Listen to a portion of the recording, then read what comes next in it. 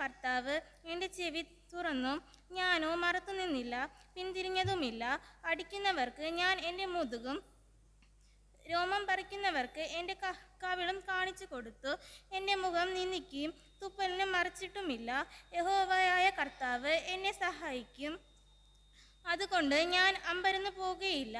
അതുകൊണ്ട് ഞാൻ എൻ്റെ മുഖം തീക്കല്ല് പോലെ ആയിരിക്കുന്നു.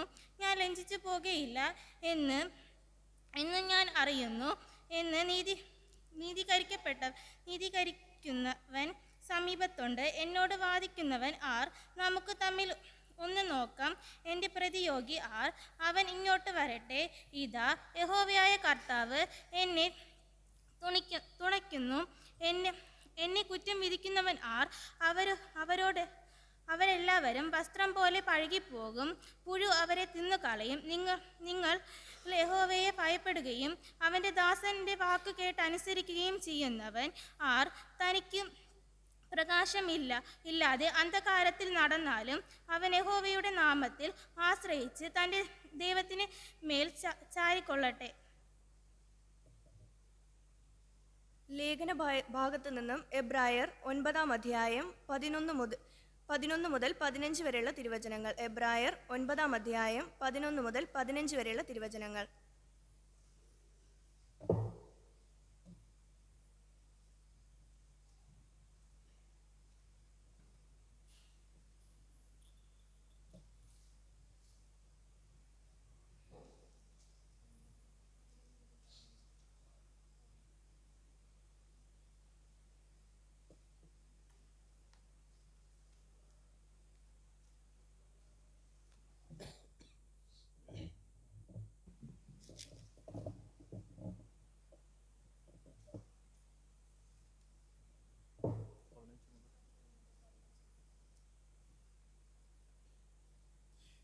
ക്രിസ്തുവെ, വരുവാനുള്ള നന്മകളുടെ മഹാപുരോഹിതനായി വന്നിട്ട് കൈപ്പണി അല്ലാത്തതായി എന്ന് വച്ചാൽ ഈ സൃഷ്ടിയിൽ ഉൾപ്പെടുത്തതായി വലിപ്പവും തികവുമേറിയ ഒരു കൂടാരത്തിൽ കൂടി ആട്ടുകുറ്റന്മാരുടെയും പശുക്കിടാക്കളുടെയും രക്തത്താലല്ല, സ്വന്തം രക്തത്താൽ തന്നെ ഒരിക്കലായിട്ടുള്ള വിശുദ്ധ മന്ദിരത്തിൽ പ്രവേശിച്ച് എന്നേക്കുമുള്ള ഒരു വീണ്ടെടുപ്പ് സാധിപ്പിച്ചു. ആട്ടുകുറ്റന്മാരുടെയും കാളകളുടെയും രക്തവും മലിനപ്പെട്ടവരുടെ മേൽ തളിക്കുന്ന ഭസ്മവും ജഡിക വിശുദ്ധി വരുത്തുന്നു. എങ്കിൽ നിത്യാത്മാവിൽ ദൈവത്തിന് തന്നെ താൻ നിഷ്കളങ്കനായി അർപ്പിച്ച ക്രിസ്തുവിൻ്റെ രക്തം ജീവനുള്ള ദൈവത്തെ ആരാധിപ്പാൻ നിങ്ങളുടെ മനസ്സാക്ഷിയെ നിർജീവ പ്രവൃത്തികളെ പോക്കി എത്രയധികം ശുദ്ധീകരിക്കും. അത് നിമിത്തം നിയമത്തിലെ ലംഘനങ്ങളിൽ നിന്നുള്ള വീണ്ടെടുപ്പിനായി ഒരു മരണമുണ്ടായിട്ട് നിത്യാവകാശത്തിൻ്റെ വാഴ്ത്തത്വം വിളിക്കപ്പെട്ടവർക്ക് ലഭിക്കേണ്ടതിന് അവൻ പുതിയ നിയമത്തിൻ്റെ മധ്യസ്ഥൻ ആകുന്നു. ആമേൻ. സുവിശേഷ വേദഭാവം വായിക്കുമ്പോൾ എല്ലാവർക്കും എഴുന്നേൽറ്റ് നിൽക്കാം. യോഹന്നാൻ 12-ാം അധ്യായം 1 മുതൽ 23 വരെയുള്ള തിരുവചനങ്ങൾ. യോഹന്നാൻ 12-ാം അധ്യായം 1 മുതൽ 23 വരെയുള്ള തിരുവചനങ്ങൾ.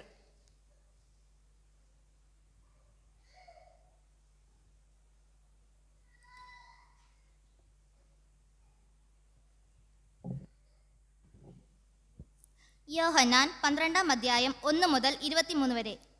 യേശു മരിച്ചവരിൽ നിന്ന് ഉയർപ്പിച്ച ലാസർ പാർത്ത ബേഥാനിയിലേക്ക് യേശു പെസഹയ്ക്ക് 6 ദിവസം മുൻപേ വന്നു. അവിടെ അവർ അവന് ഒരു അത്താഴം ഒരുക്കി. മാർത്ത ശുശ്രൂഷ ചെയ്തു. ലാസറോ അവനോട് കൂടെ പന്തിയിൽ ഇരുന്നവരിൽ ഒരുവൻ ആയിരുന്നു. അപ്പോൾ മറിയ വിലയേറിയ സ്വച്ഛജട മാംസി തൈലം ഒരു റാത്തൽ എടുത്ത് യേശുവിൻ്റെ കാലിൽ പൂശി തൻ്റെ തലമുടി കൊണ്ട് കാൽ തുവർത്തി. തൈലത്തിൻ്റെ സൗരഭ്യം കൊണ്ട് വീട് നിറഞ്ഞു. എന്നാൽ അവൻ്റെ ശിഷ്യന്മാരിൽ ഒരുത്തനായി അവനെ കാണിച്ചു കൊടുപ്പാനുള്ള യൂദാ ഇസ്കര്യോത്താവ് ഈ തൈലം 300 വെള്ളിക്കാശിന് വിറ്റ് ദരിദ്രന്മാർക്ക് കൊടുക്കാഞ്ഞത് എന്ത് എന്ന് പറഞ്ഞു. ഇത് ദരിദ്രന്മാരെക്കുറിച്ച് വിചാരം ഉണ്ടായിട്ടല്ല, അവൻ കള്ളനാകൊണ്ടും പണസഞ്ചി തൻ്റെ പക്കൽ ആകയാൽ അതിൽ എടുത്തു വന്നതുകൊണ്ടും അത്രേ പറഞ്ഞത്.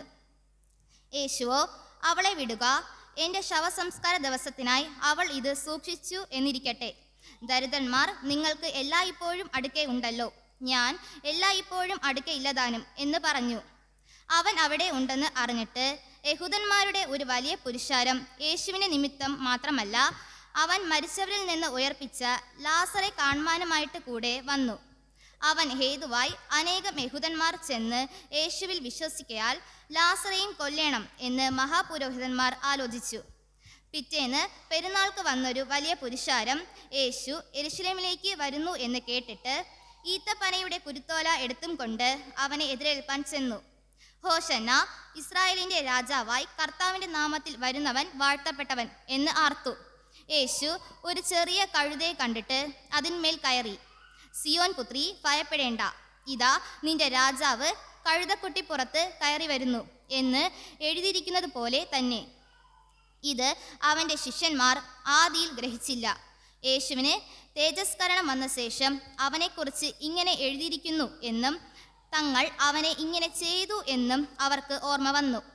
അവൻ ലാസറെ കല്ലറയിൽ നിന്ന് വിളിച്ച് മരിച്ചവരിൽ നിന്ന് എഴുന്നേൽപ്പിച്ചപ്പോൾ അവനോട് കൂടെ ഉണ്ടായിരുന്ന പുരുഷാരം സാക്ഷ്യം പറഞ്ഞു. അവൻ ഈ അടയാളം ചെയ്ത പ്രകാരം പുരുഷാരം കേട്ടിട്ട് അവനെ എതിരേറ്റ് ചെന്നു. ആകയാൽ പരീശന്മാർ തമ്മിൽ നമുക്ക് ഒന്നും സാധിക്കുന്നില്ലല്ലോ, ലോകം അവൻ്റെ പിന്നാലെ ആയിപ്പോയി എന്ന് പറഞ്ഞു. പെരുന്നാളിൽ നമസ്കരിപ്പാൻ വന്നവരിൽ ചില യവനന്മാർ ഉണ്ടായിരുന്നു.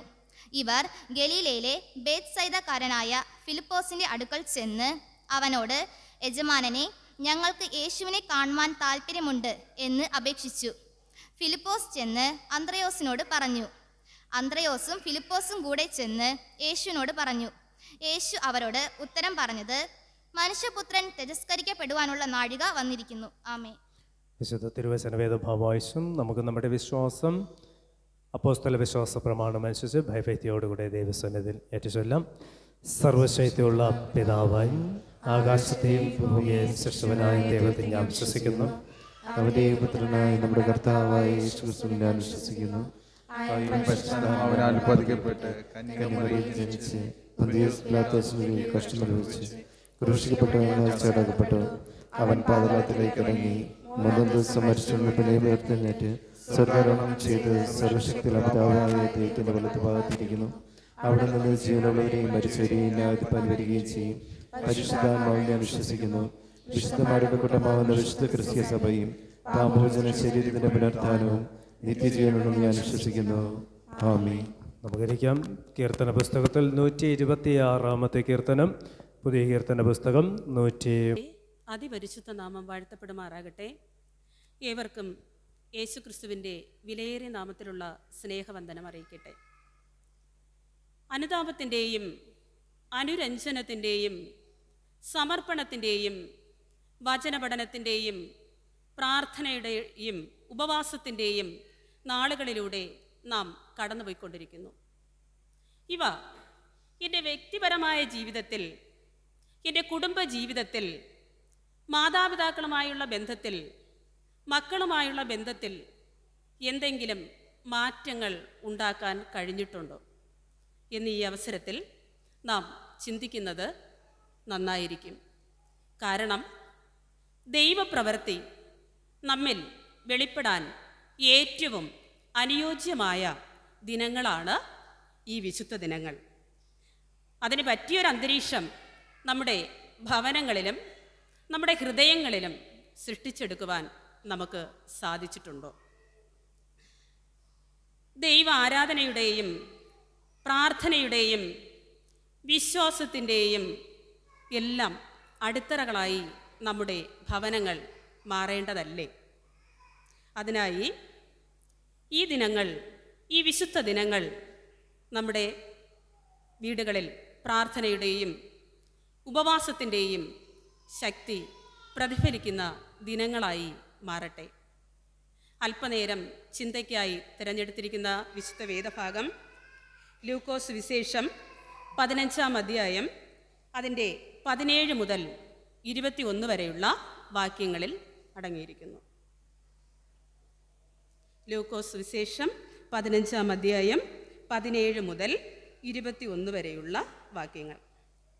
അപ്പോൾ സുബോധം വന്നിട്ട് അവൻ, എൻ്റെ അപ്പൻ്റെ എത്ര കൂലിക്കാർ ഭക്ഷണം കഴിച്ച് ശേഷിപ്പിക്കുന്നു, ഞാനോ വിശപ്പ് കൊണ്ട് നശിച്ചു പോകുന്നു.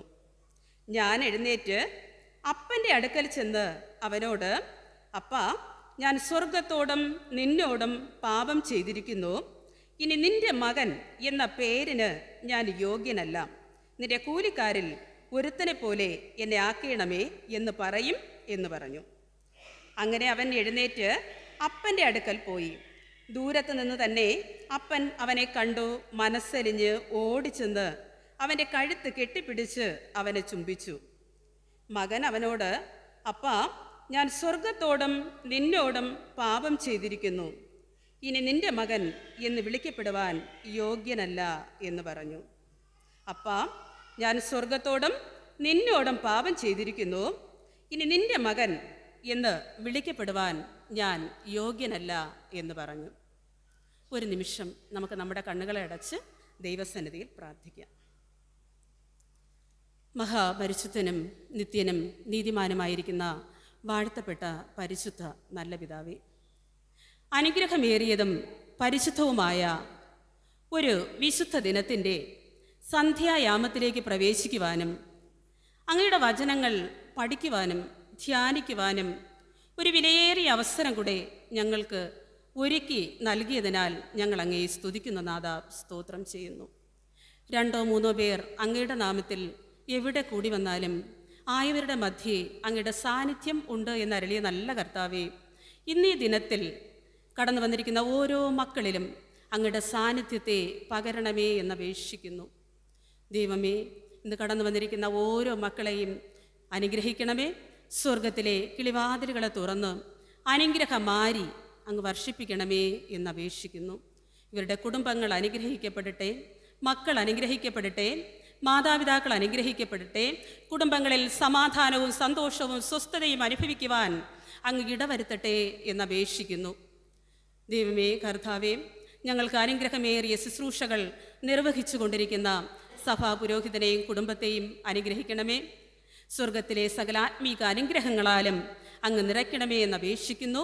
ദൈവനാമ മഹത്വത്തിനും ദൈവരാജ്യ വിസ്തൃതിക്കും വേണ്ടി ചെയ്യുന്ന എല്ലാ പ്രവർത്തനങ്ങളിലും ദൈവമേ അങ്ങ് മാനിക്കണമേ എന്നപേക്ഷിക്കുന്നു. കർത്താവെ, ഇന്ന് ഞങ്ങൾക്കായി നൽകിയിരിക്കുന്ന ഈ വാഗ്ദത്ത വചനത്തിനായി നന്ദി പറയുന്നു. ഈ വചനത്തിൻ്റെ ശക്തി ഞങ്ങളുടെ ഹൃദയമാകുന്ന നിലങ്ങളിൽ വിതയ്ക്കപ്പെടുവാനും അത് 30, 60, 100 മേനി ഫലം കൊയ്യുവാനും ഞങ്ങളുടെ ഹൃദയ വിശുദ്ധിക്കും ഞങ്ങളുടെ രൂപാന്തരണത്തിനും ദൈവസന്നിധിയിലേക്കുള്ള മടങ്ങി വരുവാനും അത് ഞങ്ങളുടെ ജീവിതങ്ങളെ ഏറ്റവും പ്രകാശപൂരിതമായി മാറുവാനും ഇടവരുത്തണമേ എന്നപേക്ഷിക്കുന്നു. ദൈവവചനം വിളമ്പുവാൻ അടിയൻ്റെ നാവിനെയും അങ്ങ് ബലപ്പെടുത്തണമേ.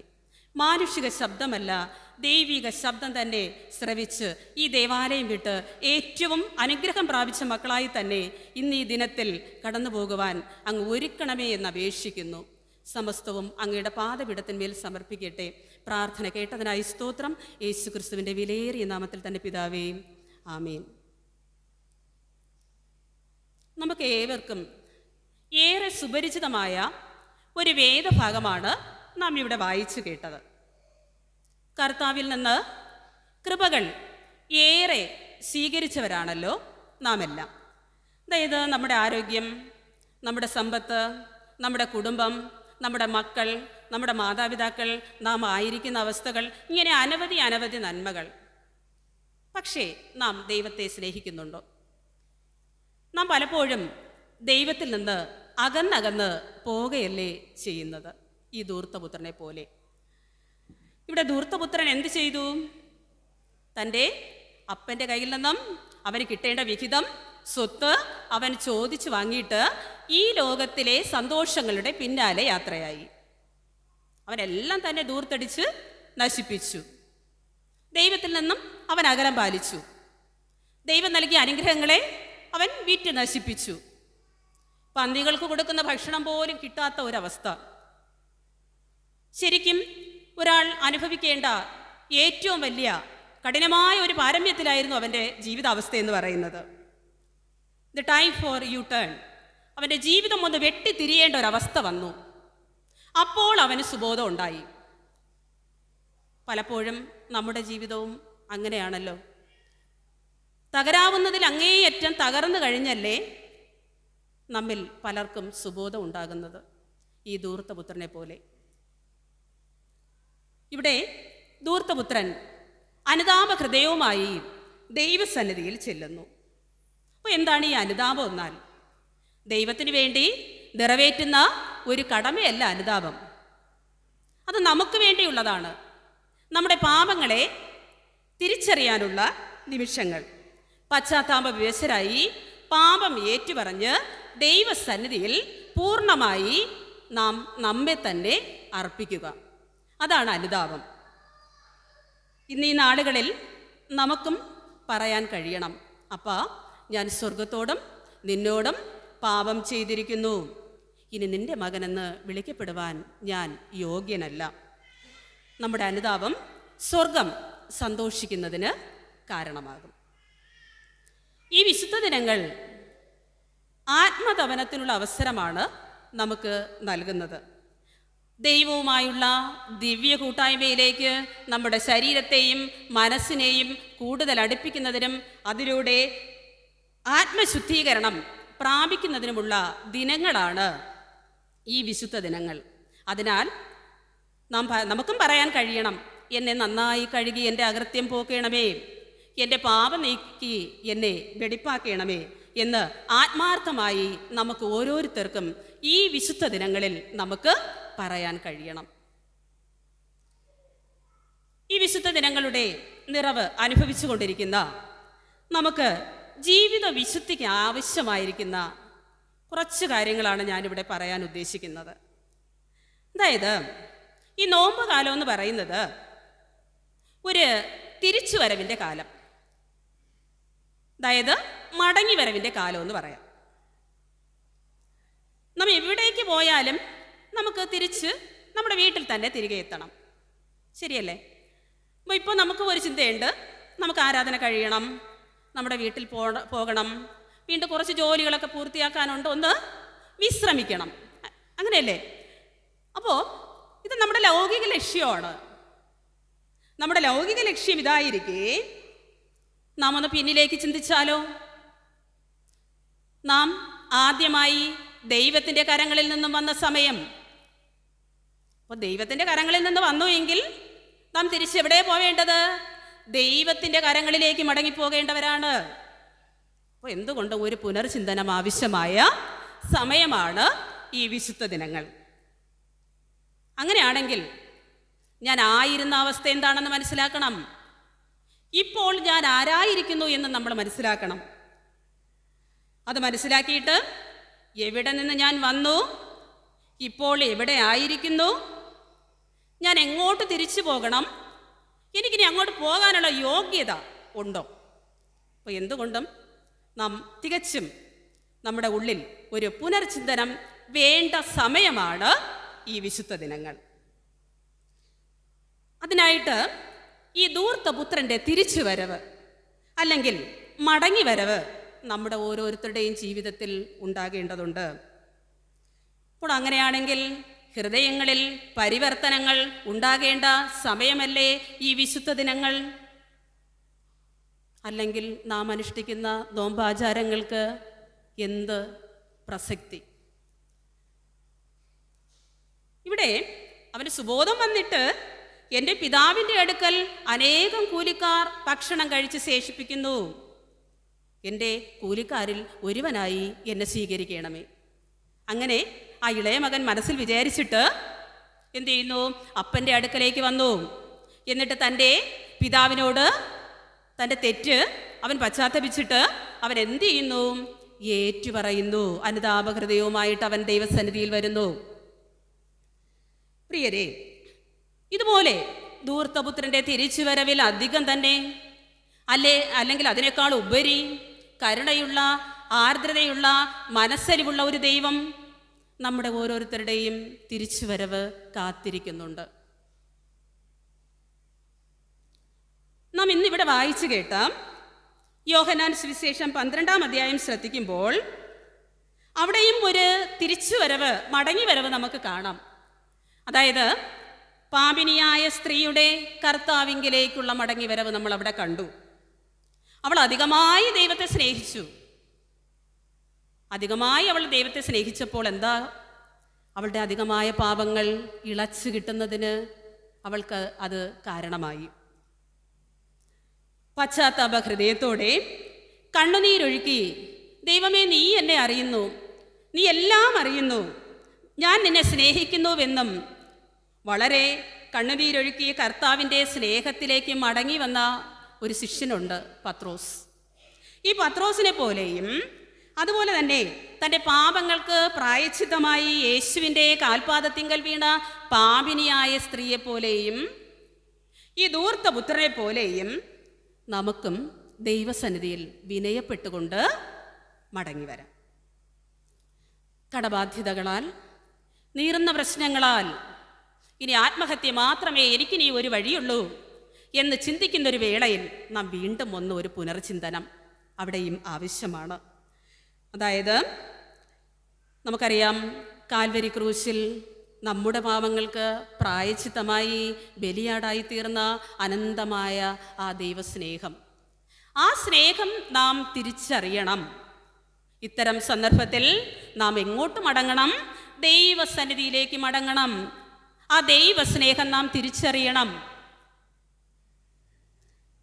എൻ്റെ അസ്ഥിയും എൻ്റെ മാംസവും എല്ലാം അഴുകി അലിഞ്ഞില്ലാതായി പോയാലും ഞാൻ എൻ്റെ ദൈവത്തെ അതിൽ കാണും എന്ന ഇയ്യോബിൻ്റെ വിശ്വാസം. നമുക്കറിയാം, തൻ്റെ കഷ്ടതയുടെ മൂർധന്യാവസ്ഥകളിൽ ഭാര്യ പോലും ഇയ്യോബിനെ തള്ളിപ്പറയുന്നു. ഇയ്യോബ് പതറിയോ? പതറിയില്ല. അവിടെയും എന്ത് ചെയ്യുന്നു? തൻ്റെ ദൈവത്തിലുള്ള വിശ്വാസം മുറുകെ പിടിച്ചു. ദൈവത്തിൽ നിന്ന് നന്മ സ്വീകരിച്ചവരായ നാം തിന്മ സ്വീകരിക്കാൻ ഭയപ്പെടുന്നത് എന്തിന്? ദൈവത്തിൽ നിന്ന് നാം അനവധി നന്മകൾ പ്രാപിച്ചെടുത്തു. അപ്പോൾ ഈ നന്മകൾ പ്രാപിച്ച നാം ചെറിയൊരു പ്രതിസന്ധി വരുമ്പോൾ നാം തളരുന്നത് എന്തിന്? ഇയ്യോബിൻ്റെ ഈ വിശ്വാസം ഈ ദിനങ്ങളിൽ നമ്മുടെ കാൽച്ചുവടുകൾക്ക് ശരിക്കു പറഞ്ഞാൽ എന്താണ്? പ്രത്യാശയും ധൈര്യവും ഉറപ്പും പകരുന്നതിന് കാരണമാകണം. കൂടാതെ നമുക്കറിയാം, ചെറിയൊരു കഷ്ടത വരുമ്പോൾ തന്നെ നാം എന്ത് ചെയ്യും? ഒത്തിരി അനവധി നന്മകളൊക്കെ ദൈവത്തിൽ നിന്ന് നാം കൈവരിച്ചിട്ട് ചെറിയൊരു പ്രതിസന്ധി വരുമ്പോൾ നമ്മൾ എന്ത് ചെയ്യും? ദൈവത്തെ തള്ളിപ്പറയും. അങ്ങനെയാണോ നാം? അത് നാം ഈ അവസരത്തിൽ ചിന്തിക്കണം. നാം വായിച്ചു കേട്ട യോഹന്നാൻ സുവിശേഷം 12-ാം അധ്യായം 12 മുതലുള്ള വാക്യങ്ങളിലേക്ക് വരുമ്പോൾ അവിടെ യേശുവിൻ്റെ യെരുശലേമിലേക്കുള്ള രാജകീയ രംഗപ്രവേശം നമുക്കവിടെ കാണാം. ഇവിടെ രാജാതിരാജാവായ യേശു സമാധാനത്തിൻ്റെ രാജാവായി, താഴ്മയുടെ രാജാവായി, വിശുദ്ധിയുടെ രാജാവായി ഏറ്റവും എളിമപ്പെട്ട് സഹനപാതയിലൂടെ കഴുതക്കുട്ടിയുടെ പുറത്ത് വാഹനമേറി തൻ്റെ യാത്ര വിജയകരമായി പൂർത്തിയാക്കുന്നത് നമുക്കവിടെ മനസ്സിലാക്കാം. നമുക്കും കർത്താവ് സഞ്ചരിച്ച ഈ സഹനപാതയിലൂടെ യാത്ര ചെയ്ത് വിശുദ്ധിയുടെ ഇടമായ സ്വർഗീയ യെരുശലേം സ്വന്തമാക്കാമോ? നമ്മുടെ ജീവിതയാത്രകൾ നമുക്കറിയാം കഷ്ടതകൾ നിറഞ്ഞതാണ്. രോഗങ്ങളാകാം, സാമ്പത്തിക പരാധീനതകളാകാം, അല്ലെങ്കിൽ മറ്റ് നീറുന്ന പ്രശ്നങ്ങളാകാം. കഷ്ടതകൾ നിറഞ്ഞത് തന്നെയാണ് പ്രത്യേകിച്ച് ക്രിസ്ത്യാനികളായ നമ്മുടെ ജീവിതവും. നമ്മുടെ കഷ്ടതകളിൽ കർത്താവ് കാണിച്ച മാതൃക, ക്രിസ്തുവിൻ്റെ ഭാവം നാം സ്വീകരിക്കണം, അത് നാം ധരിക്കണം. അതാണ് നാം കഷ്ടതകളിൽ ചെയ്യേണ്ടത്. നമുക്കറിയാം, സ്വർണമാണെങ്കിൽ അഗ്നിയാൽ ശുദ്ധീകരിക്കപ്പെടുന്ന ഒന്നാണ് സ്വർണം. അപ്പോൾ സഹനത്തിൻ്റെ ചൂളയിൽ കർത്താവിന് പ്രിയരായ സ്വീകാര്യരായ മനുഷ്യരും. അങ്ങനെയെങ്കിൽ ക്രിസ്ത്യാനികളായ നമ്മുടെ ജീവിതത്തിൽ സഹനങ്ങൾ സ്വാഭാവികം തന്നെയാണ്. കഷ്ടതകൾ സഹിക്കൽ ഒക്കെ നമ്മുടെ ജീവിതത്തിൽ സ്വാഭാവികമാണ്. ജീവിതത്തിൽ സഹനങ്ങൾ ഉണ്ടാകുമ്പോൾ നമ്മൾ ചോദിക്കും, കർത്താവ് എവിടെയെന്ന് നാം പലപ്പോഴും ചോദിക്കാറുണ്ട്. എന്നാൽ സഹനങ്ങൾ ഉണ്ടാകുമ്പോഴാണ് ദൈവം നമ്മുടെ കുടുംബത്തെ സന്ദർശിക്കുന്നത്. സഹനങ്ങളിൽ വിളിച്ചാൽ വിളിപ്പുറത്ത് ദൈവമുണ്ടാകും. അതുകൊണ്ട് സഹനങ്ങളിൽ നമുക്ക് എന്ത് ചെയ്യാം? കൂടുതൽ ദൈവത്തോടെടുക്കാം. നമ്മുടെ പ്രാർത്ഥന ദൈവം കേൾക്കുക തന്നെ ചെയ്യും. ഇവിടെ ഹബക്കൂക്ക് പ്രവാചകൻ പ്രാർത്ഥിച്ച ഒരു പ്രാർത്ഥന വളരെ ശ്രദ്ധേയമാണ്. യഹോവയായ കർത്താവേ, എൻ്റെ ബലമാകുന്നു, അവൻ എൻ്റെ കാൽ പേടമാൻ പോലെ ആക്കുന്നു, ഉന്നതികളിൽ മേൽ അവൻ എന്നെ നടത്തുമാറാക്കുന്നു. എന്ത് മനോഹരമായിട്ടുള്ളൊരു പ്രാർത്ഥന! നമുക്ക് ഇത്തരത്തിൽ പ്രാർത്ഥിക്കുവാൻ കഴിയുമോ? നമുക്കറിയാം, ആ ഇളയ മകൻ പടിയിറങ്ങിപ്പോയ നാൾ മുതൽ മകനെ സ്വീകരിക്കാൻ മട്ടുപ്പാവിൽ കാത്തിരിക്കുന്ന ഒരു പിതാവിനെ നമുക്കവിടെ കാണാം.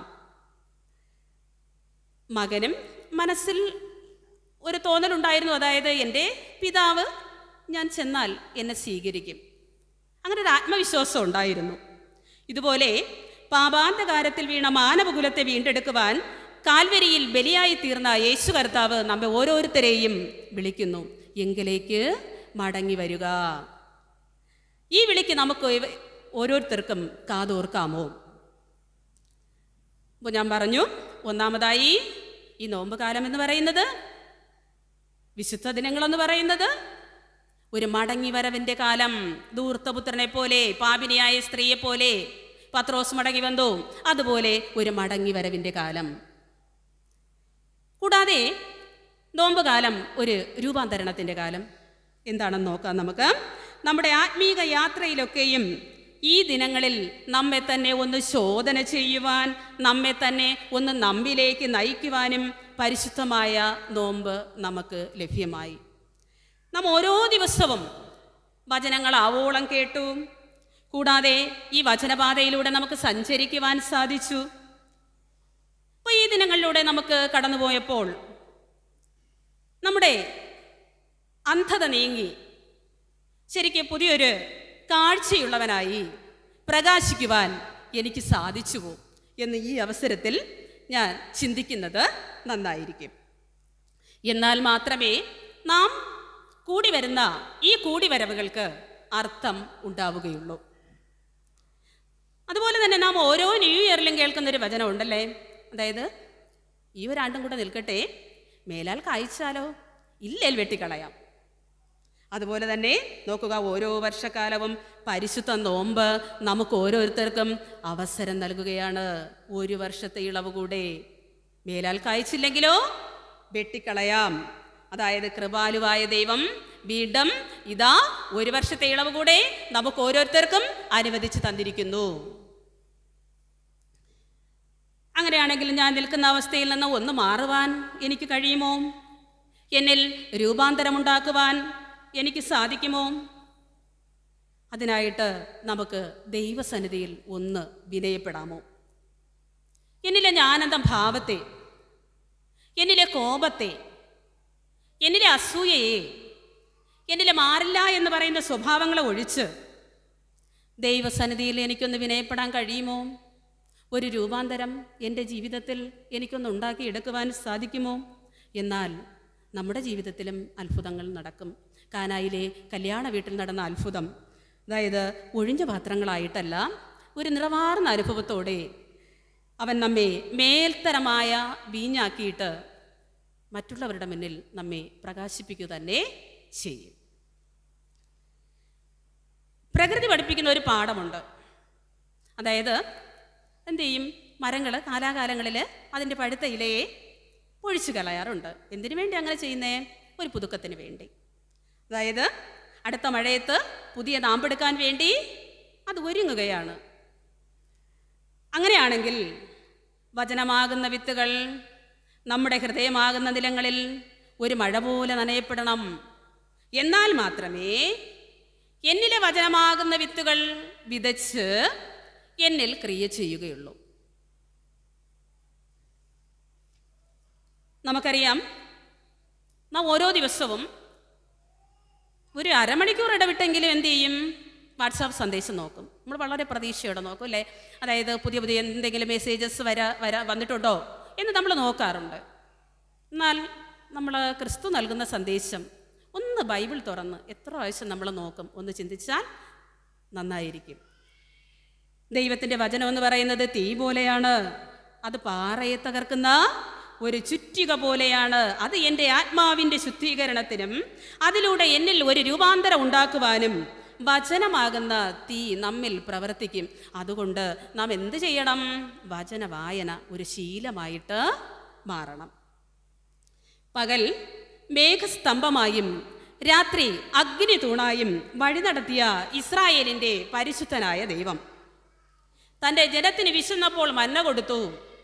ദാഹിച്ചപ്പോൾ മാറായിലെ കയ്പുള്ള ജലം എന്ത് ചെയ്തു? മാധുര്യമാക്കി കൊടുത്തു. ഇതെല്ലാം ചെയ്തു. പക്ഷേ ദൈവത്തിൽ നിന്ന് അത്ഭുതങ്ങളും അടയാളങ്ങളും കാണാതെ വന്നപ്പോൾ ജനം എന്ത് ചെയ്തു? ദൈവത്തിനെതിരെ പിറുപിറുത്തു. നമ്മളെപ്പോലെ അല്ലേ? നമ്മൾ എന്ത് ചെയ്യും? ദൈവാനുഗ്രഹങ്ങളൊക്കെ തരുമ്പോൾ നമുക്ക് സന്തോഷമുണ്ട്, നമുക്ക് പ്രാർത്ഥന നമ്മുടെ ഭവനങ്ങളിലുണ്ട്. പക്ഷേ നമുക്ക് ദുഃഖം വരുമ്പോൾ ദൈവം ഉണ്ടോ? ചിന്തിക്കാം. മോശയ്ക്ക് ശേഷം ഇസ്രായേൽ ജനത്തെ നയിച്ച യോശുവ പ്രവാചകൻ പറയുകയാണ്, ഈ വഴിക്ക് നിങ്ങൾ മുൻപേ പോയിട്ടില്ലല്ലോ, നിങ്ങൾ നിങ്ങളെ തന്നെ ശുദ്ധീകരിപ്പിൻ, എന്നാൽ യഹോവ നിങ്ങളുടെ ഇടയിൽ അത്ഭുതങ്ങൾ പ്രവർത്തിക്കും. ഇന്ന് ഈ ദിനത്തിൽ നമ്മോടും ദൈവം പറയുന്നു, എന്താണ്? നാം നമ്മെ തന്നെ ശുദ്ധീകരിക്കണം. എൻ്റെ ജീവിതത്തിൽ എവിടെയാണോ ശുദ്ധീകരണം ആവശ്യമുള്ളത് അവിടെ എന്നെ ശുദ്ധമാക്കണമേ എന്ന് നമുക്ക് എന്ത് ചെയ്യാം? ദൈവസന്നിധിയിൽ പ്രാർത്ഥിക്കാം.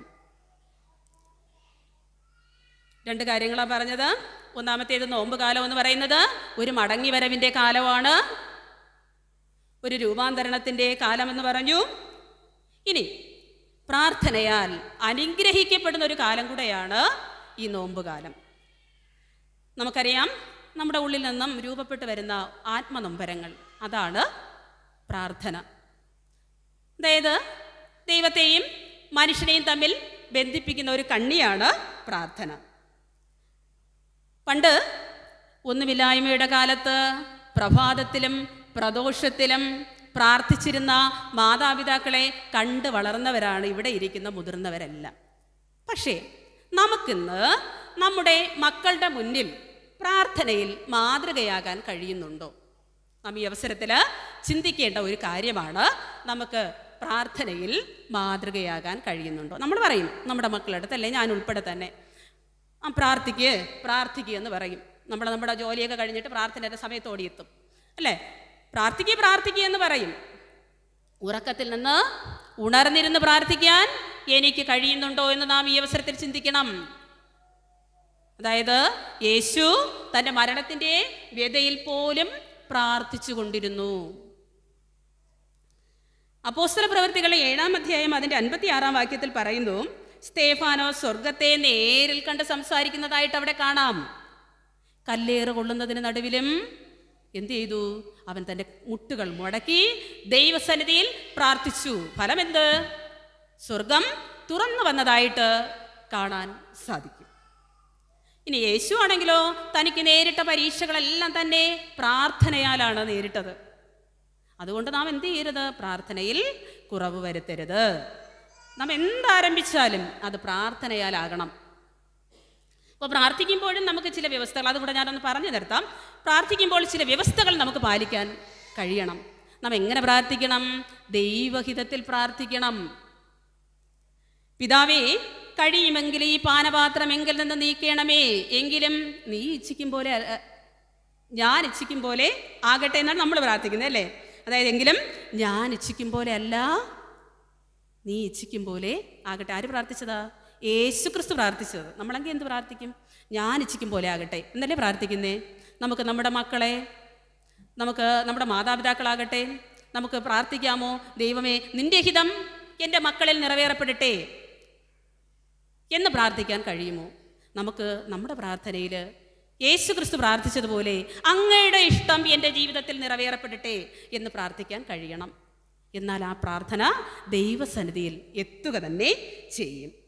നമുക്കും പ്രാർത്ഥനയിൽ യേശുവിനെ മാതൃകയാക്കാം. ദൈവഹിതത്തിൽ നാം പ്രാർത്ഥിക്കണം. ഇനി വിശ്വാസത്തോടെ പ്രാർത്ഥിക്കണം. എങ്ങനെയാണ് പ്രാർത്ഥിക്കേണ്ടത്? വിശ്വാസത്തോടെ നാം പ്രാർത്ഥിക്കണം. നിങ്ങൾ പ്രാർത്ഥിക്കുമ്പോൾ യാചിക്കുന്നതൊക്കെയും ലഭിച്ചു എന്ന് വിശ്വസിപ്പിൻ, എന്നാൽ അത് നിങ്ങൾക്കുണ്ടാകും.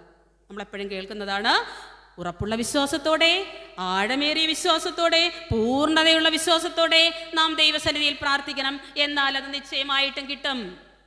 അങ്ങനെ നമുക്ക് പ്രാർത്ഥിക്കാൻ ഇന്ന് ഈ അവസരത്തിൽ നമുക്ക് കഴിയുന്നുണ്ടോ? അതും നാം ചിന്തിക്കണം. അടുത്ത 3-ാമതായിട്ട് ദൈവകൽപ്പനകളെ പ്രമാണിച്ചുകൊണ്ട് പ്രാർത്ഥിക്കണം. ദൈവത്തിൻ്റെ കൽപ്പനകളെ പ്രമാണിച്ചുകൊണ്ട് നമുക്ക് പ്രാർത്ഥിക്കാനായിട്ട് കഴിയണം.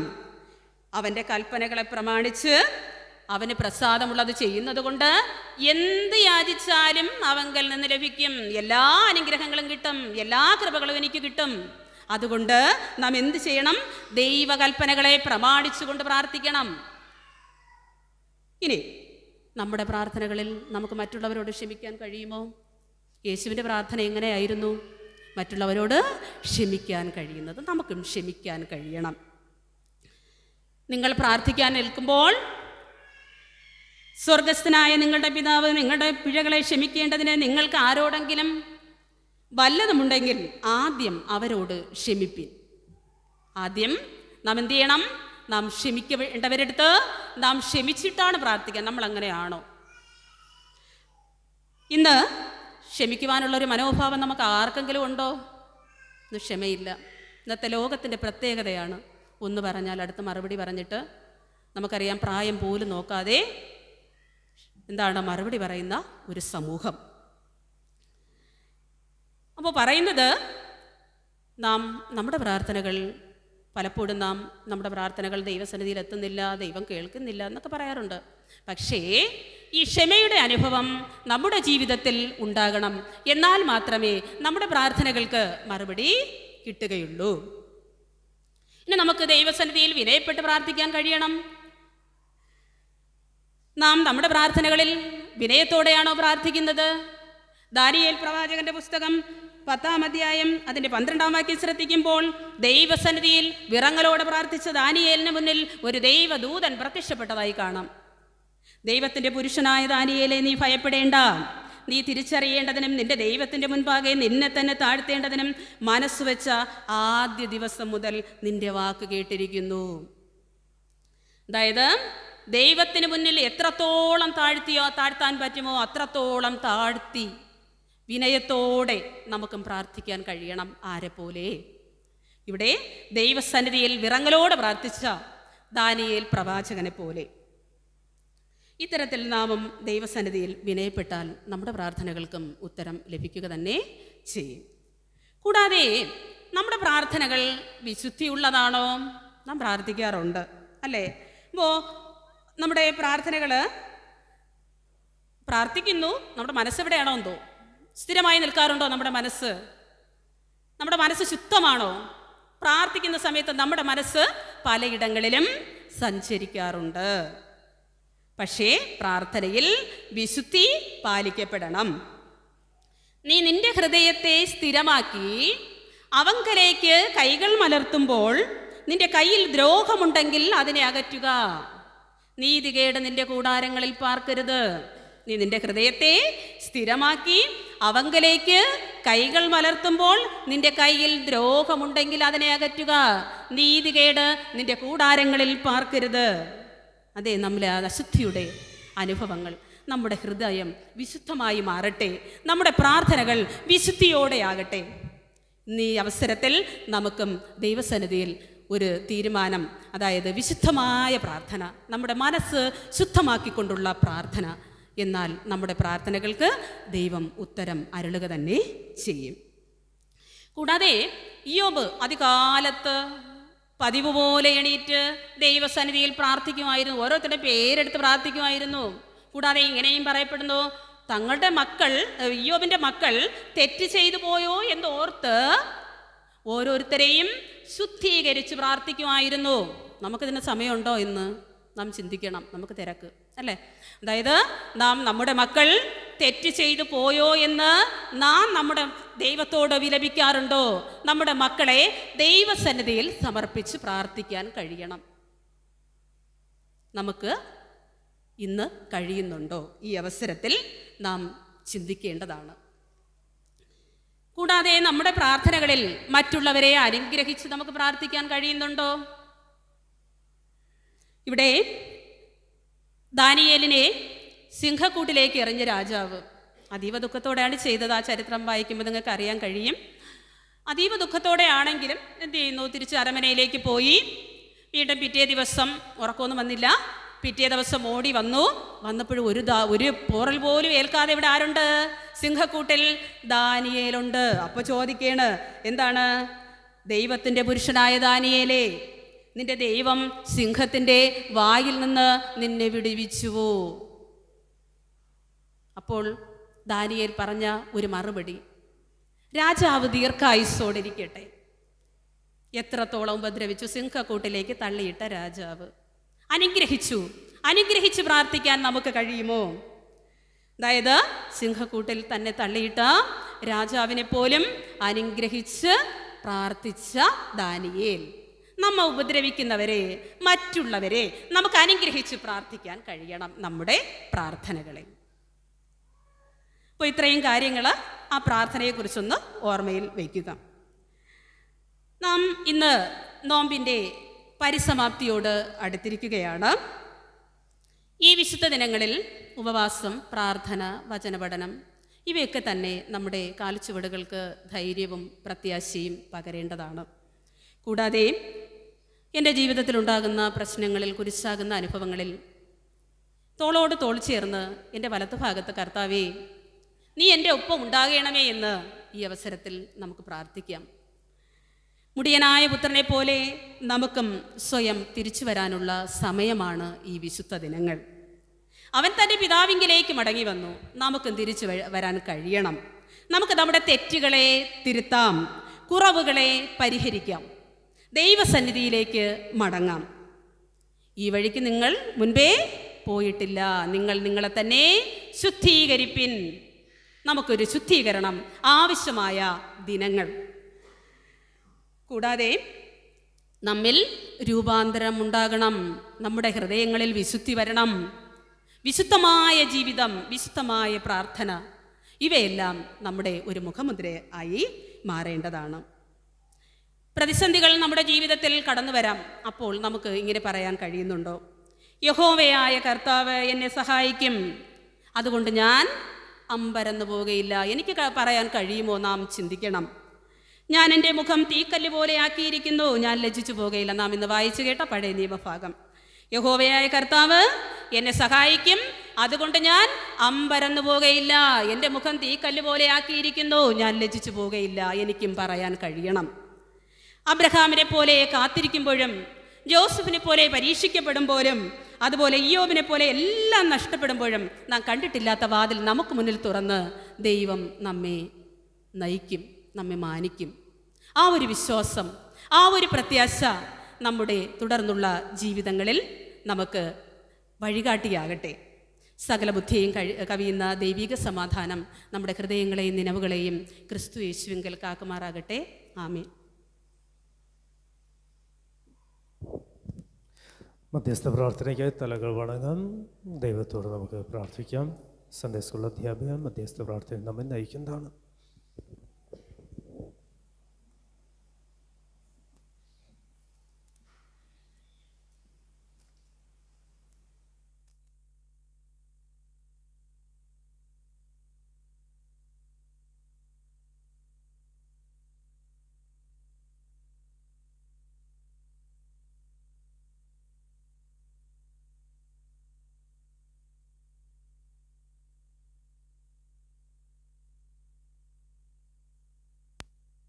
മഹത്വപ്പെടുത്തുവാൻ, സ്തുതിക്കുവാൻ ദൈവം നൽകിയ വലിയ കൃപയോർത്ത് സ്തുതിക്കും നാഥാ. സ്തോത്രം ചെയ്യുന്ന കർത്താവേ, ഈ ഹോശന്നാ ഞായർ കണ്ട അനേകം ആളുകൾ കർത്താവേ ഇന്നത്തെ ദിവസം കാണുവാൻ കഴിയാതെ ലോകം വിട്ടെടുക്കപ്പെട്ടപ്പോൾ നാഥാ, ഈ ഏഴകളും കുറവുള്ളവരുമായ ഞങ്ങളെ, ഞങ്ങൾക്കുള്ളവരെ എൻ്റെ ദൈവം ഈ ഭൂമിയിൽ ഇന്ന് കാണുന്ന ആരോഗ്യത്തോടെ, ബലത്തോടെ ഈ രാത്രിയോടനുബന്ധിച്ച നേരം വരെയും നമ്മളെ കാത്തു പരിപാലിച്ച ദൈവത്തെ നമുക്ക് സ്തുതിക്കാം, സ്തോത്രം ചെയ്യാം കർത്താവേ. ഞങ്ങളുടെ സഭയെ നമുക്ക് ദൈവത്തോട് പ്രാർത്ഥിക്കാം നാഥ. സഭയിലെ സംഘടനകളെ ഓർത്ത് പ്രാർത്ഥിക്കാം നാഥ. കർത്താവേ, ഈ സഭയിൽ നടന്നു വരുന്ന നോമ്പുകാല ആരാധനകളെ ഓർത്ത് പ്രാർത്ഥിക്കാം കർത്താവേ. ഈ നോമ്പുകാല ആരാധനകൾ ഭാഗമാകുന്ന എല്ലാവരെയും ഓർത്ത് പ്രാർത്ഥിക്കാം നാഥ.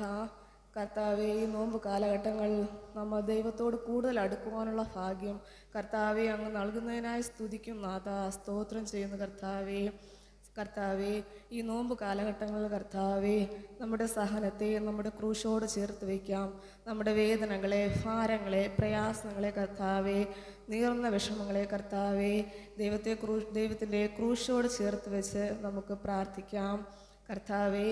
നമ്മുടെ സഭയിലെ അച്ഛനെ ഓർത്ത് പ്രാർത്ഥിക്കാം, അച്ഛൻ്റെ കുടുംബത്തെ ഓർത്ത് പ്രാർത്ഥിക്കാം, അച്ഛൻ ചെയ്യുന്ന എല്ലാ സേവനങ്ങളെയും ഓർത്ത് പ്രാർത്ഥിക്കാം നാഥ. യേശുവേ കർത്താവേ, ഇന്ന് ആരാധനയിൽ പങ്കെടുക്കുന്ന കർത്താവേ സൺഡേ സ്കൂൾ അധ്യാപകരെയും മക്കളെയും ഓർത്ത് പ്രാർത്ഥിക്കാം നാഥ. സൺഡേ സ്കൂൾ കുട്ടികളെ ദൈവസന്നിധിയിലേക്ക് കൊടുക്കാം. നമുക്ക് നമ്മുടെ മക്കളെ കർത്താവെ ദൈവവചനം പഠിക്കുവാൻ അവർക്ക് വേണ്ടുന്ന ആരോഗ്യത്തെയും ബലത്തെയും ദൈവമേ അങ്ങ് പ്രദാനം ചെയ്യണം നാഥ. കർത്താവെ സൺഡേ സ്കൂൾ പഠിക്കുന്ന ഒരു കുട്ടി പോലും കർത്താവെ നശിച്ചു പോകാൻ ഇടവരുതേ നാഥ. അവർ പഠിക്കുന്ന വചനങ്ങൾ കർത്താവെ അവർക്ക് 100, 60, 30 മേനി ഫലം വിളയുവാൻ ദൈവമേ അവർ സഹായിക്കണം കർത്താവെ. ദൈവമേ വചനം പഠിക്കുന്ന ഒരു മക്കൾ പോലും നശിച്ചു പോകരുത് നാഥ. കർത്താവെ അവർ പഠിച്ചുകൊണ്ട് കർത്താവെ നമ്മുടെ സഭയിലും സമൂഹത്തിലും ഉന്നതരായി തീരുവാൻ നമ്മുടെ മക്കൾക്ക് വേണ്ടി നമുക്ക് പ്രാർത്ഥിക്കാം നാഥ. കർത്താവെ അവരെ വചനം പഠിപ്പിക്കുന്ന എല്ലാ അധ്യാപകരെയും ഓർത്ത് പ്രാർത്ഥിക്കാം. അവർക്ക് വേണ്ടുന്ന വചനങ്ങൾ പറഞ്ഞു കൊടുക്കുവാനുള്ള ആരോഗ്യത്തെ ബലത്തെ ദൈവമേ അവർക്ക് പ്രദാനം ചെയ്യണം നാഥ. കർത്താവെ അവരെ വചനപഠനത്തിനായി അയക്കുന്ന രക്ഷിതാക്കളെ ഓർത്ത് പ്രാർത്ഥിക്കാം നാഥ. നമ്മുടെ മക്കൾക്ക് വേണ്ടി നമ്മൾ ദൈവസന്നിധിയിൽ കരയുവാൻ നമ്മുടെ മക്കൾ ദൈവമേ വഴിതെറ്റി പോകാതെ നല്ല മക്കളായി കർത്താവെ അവർ പഠിച്ച് ഉന്നത നിലകളിൽ എത്തുവാൻ നമുക്ക് ദൈവസന്നിധിയിൽ പ്രാർത്ഥിക്കാം. ഈ കാലഘട്ടങ്ങൾ നമ്മുടെ മക്കൾ വഴിതെറ്റി പോകുവാൻ വളരെയേറെ കർത്താവെ സാന്നിധ്യമുള്ള സ്ഥലങ്ങളിലൂടെയാണ് കർത്താവെ നമ്മുടെ മക്കൾ സഞ്ചരിക്കുന്നത്. എന്നാലും നമുക്ക് അവർക്ക് വേണ്ടി പ്രാർത്ഥിക്കാം നാഥ. കർത്താവെ അതുപോലെ തന്നെ നമ്മുടെ സഭയിലെ യുവതിയുവാക്കളെ ഓർത്ത് പ്രാർത്ഥിക്കാം. തൻ്റെ യൗവനകാലം തുച്ഛീകരിക്കുവാൻ ഇടയാകാതെ കർത്താവെ അവർ ദൈവത്തിൽ ആശ്രയിച്ച് വളരട്ടെ നാഥ. കർത്താവെ അതുപോലെ സഭയിലെ വാർദ്ധക്യകാല മാതാപിതാക്കളെ ഓർത്ത് പ്രാർത്ഥിക്കാം നാഥ. കർത്താവെ നരയ്ക്കുവോളം ചുമക്കുമെന്ന് പറഞ്ഞ് അരുമനാഥനിൽ വിശ്വസിച്ച് അവർ ജീവിക്കുമ്പോൾ കർത്താവെ അവർക്ക് വേണ്ടുന്ന സാന്നിധ്യവും ബലവും ദൈവമേ അവരോടൊപ്പം ഉണ്ടായിരിക്കണം നാഥ. യേശുവേ കാലിടറുമ്പോൾ കർത്താവെ എൻ്റെ ദൈവം ആശ്വാസകനായി അവരോടൊപ്പം ഉണ്ടായിരിക്കണം നാഥ. ഞങ്ങളുടെ സഭയിലെ കർത്താവെ സഭ കുടുംബങ്ങളെ ഓർത്ത് പ്രാർത്ഥിക്കാം നാഥ. അവരെന്തുദ്ദേശത്തോടു കൂടിയാണ് കർത്താവെ തിരുസന്നിധിയിൽ കടന്നു വരുന്നതെന്ന് ഞങ്ങൾക്കറിയില്ല നാഥ. അവരുടെ വേദനകളെ, പ്രയാസങ്ങളെ, ഭാരങ്ങളെ അറിയുന്ന ഒരു ദൈവമുണ്ട് നാഥ. അവർ നനയ്ക്കുന്നതിലും അധികം നന്മകൾ കൊടുത്ത് കർത്താവെ അവരെ അനുഗ്രഹിക്കണം കർത്താവെ. ഞങ്ങളുടെ സഭയിൽ രോഗങ്ങൾ കർത്താവെ, കഷ്ടതകൾ, ഭാരങ്ങൾ, പ്രയാസങ്ങൾ അനുഭവിക്കുന്ന അനേകരുണ്ട് നാഥ. കർത്താവെ അവരെ ദൈവസന്നിധിയിലേക്ക് നമുക്ക് ഓർത്ത് പ്രാർത്ഥിക്കാം നാഥ. കർത്താവെ അതിലുപരിയായി നാം കർത്താവെ ഇന്ന് കേട്ട വചനത്തിനായി പ്രാർത്ഥിക്കാം. നമ്മൾ ദൈവസന്നിധിയിൽ നിന്ന് വന്നവരാണ് നാഥ. പക്ഷേ നമ്മൾ ദൈവസന്നിധിയിലേക്ക് തിരിച്ചു പോകുമോ എന്നുള്ള അനേകം കാര്യങ്ങളുണ്ട് നാഥ. ഞങ്ങളത് ചിന്തിച്ച് മനസ്സിലാക്കി കർത്താവെ ഈ ലോകത്തിൽ ജീവിക്കുവാൻ ദൈവസന്നിധിയിൽ പ്രാർത്ഥനയോടെ ആയിരിക്കുവാനുള്ള കൃപ കർത്താവെ ഞങ്ങൾക്ക് ദൈവത്തോട് ചോദിക്കാം. കർത്താവെ യേശുവേ, യേശു നാമത്തിൽ അപേക്ഷിക്കുമ്പോൾ കൃപയോട് കേൾക്കണം. പരിശുദ്ധ പിതാവേ, ആമേൻ. സ്വർഗസ്നായ ഞങ്ങളുടെ പിതാവേ, തിരുനാമം വിശുദ്ധീകരിക്കപ്പെടണമേ. തിരുരാജ്യം വരണമേ. തിരുയിഷ്ടം സ്വർഗത്തെ പോലെ ഭൂമിയിലും ആകണമേ. ഞങ്ങൾക്ക് ദിവസമുള്ള ആഹാരം തരണമേ. ഞങ്ങളുടെ കടക്കാരോട് ക്ഷമിച്ചിരുന്ന പോലെ ഞങ്ങളുടെ പാപകടങ്ങൾ ക്ഷമിക്കണമേ. മനുഷ്യർക്കണമേ. രാജ്യവും ശക്തിയും മഹത്വവും എന്നേക്കും അങ്ങേക്കുള്ളതല്ലോ. ആമേൻ. നമ്മുടെ കീർത്തന പുസ്തകത്തിൽ 566 കീർത്തനം, പുതിയ കീർത്തന പുസ്തകം 306 കീർത്തനം ആലപിക്കാം. സ്തോത്ര കാഴ്ച സമർപ്പിക്കാം.